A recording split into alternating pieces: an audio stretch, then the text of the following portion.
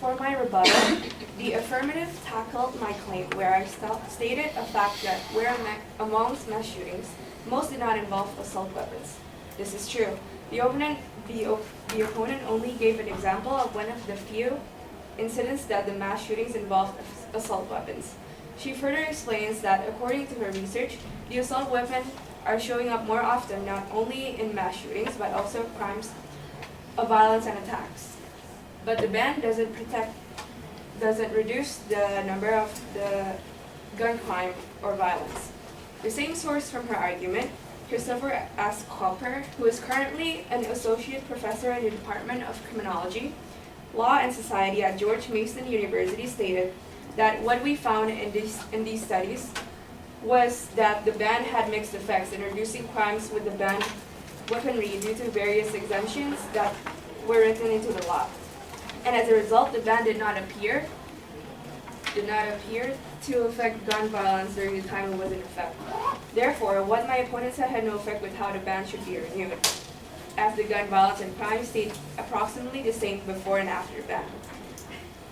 According to the affirmative source, the National Rifle Association has called the AR-15 increasingly appeared in American mass shootings, including the deadliest high school shooting in the nation's history of Marjorie Stoneman Douglas High School in Parkland, Florida.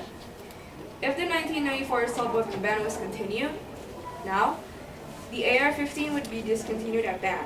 However, the people that had it before would still continue to keep it, which is the negative of the ban.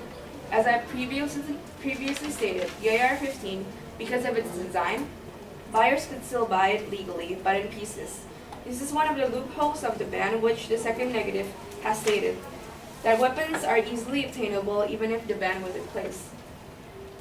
Also, according to the MIC Network Inc., though the ban applied to many semi-automatic firearms, there were some important loopholes. It contained a features test provision, which specifically prohibited semi-automatic weapons containing two or more military-style features, such as a folding or telescoping stock and a flash hider. As a result, gun manufacturers could make minor cosmetic changes that remove the features to transform banned firearms into legal ones. Though the ban applied to many semi-automatic firearms, my opponent's second claim is that the assault weapon ban wasn't made to reduce gun violence or crime. It is done to reduce mass shooting. However, according to an article by the Washington Post, because mass shootings are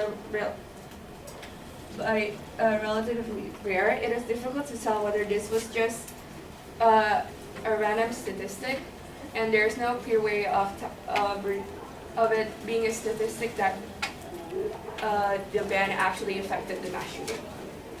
Thank you.